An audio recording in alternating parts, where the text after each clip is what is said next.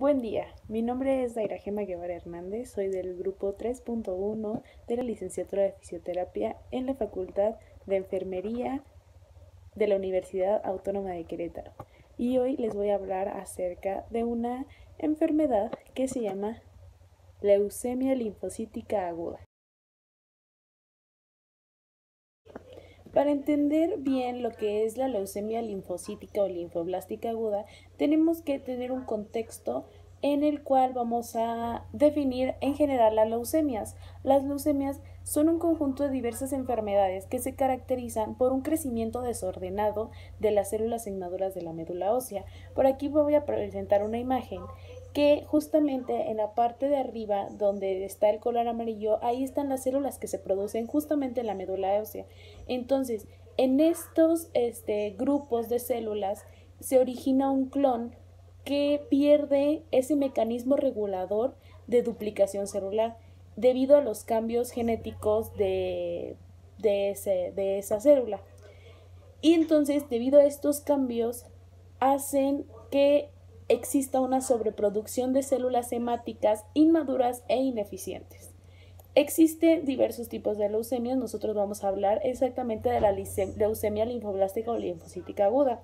Esta es la enfermedad maligna que se caracteriza por una proliferación desordenada de células linfoides inmaduras. Nos vamos a quedar con esto.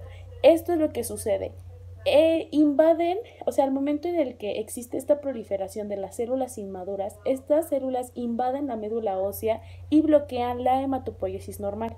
Entonces, tenemos que cuando existe una leucemia linfocítica aguda, existen demasiadas células linfocíticas inmaduras e ineficientes. Ahora vamos a hablar acerca de la epidemiología. La leucemia linfocítica aguda constituye el 25% de los tumores y entre el 75 y 80% de las leucemias en edad pediátrica.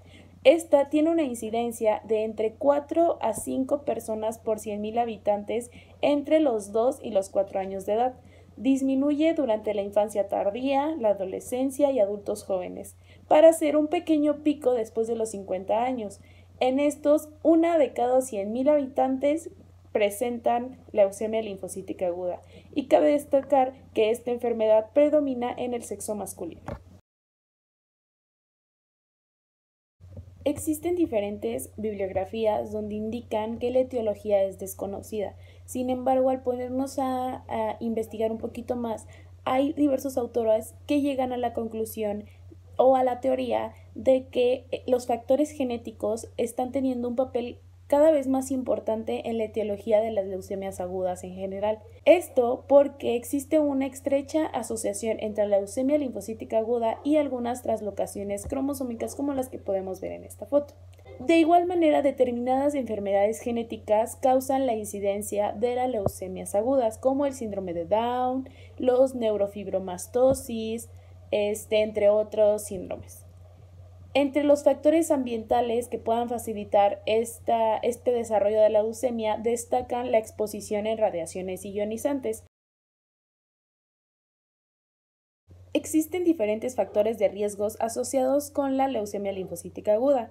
Unos que podemos mencionar es ser sexo masculino, tener entre 2 y 5 años, haber estado expuesto en radiaciones en útero o en edad postnatal, tener síndrome de Down o algún otro síndrome como la neurofibromastosis tipo 1, síndrome de Blum, entre otros.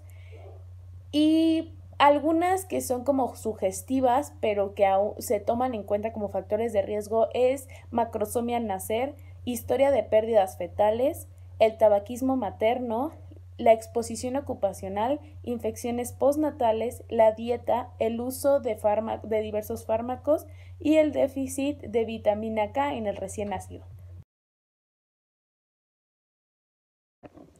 Para nosotros como fisioterapeutas, definir un tratamiento en el que le pueda ayudar a esta persona que tiene esta enfermedad, tenemos que analizar su cuadro clínico. Los síntomas y signos que presentan estas personas se dividen en síntomas anémicos, hemorrágicos y febriles.